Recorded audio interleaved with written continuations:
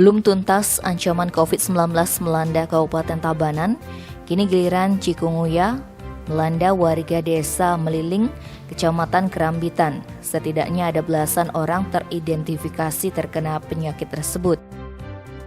Kepala Dinas Kesehatan Tabanan Dr. Nyoman Susilo membenarkan kondisi tersebut.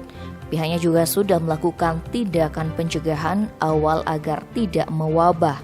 Tidak sampai di situ, pihaknya bersama pemerintah desa setempat langsung melakukan fogging sebagai antisipasi penyebaran penyakit yang gejalanya sama seperti demam berdarah tersebut.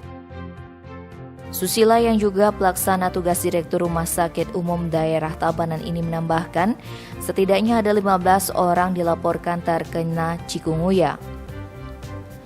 Sebagian besar di antara mereka didiagnosa di rumah sakit atau fasilitas kesehatan swasta. Hasilnya penelusuran pihaknya, sebagian besar yang terjangkit cikungunya mengalami demam disertai dengan nyeri otot serupa dengan demam berdarah.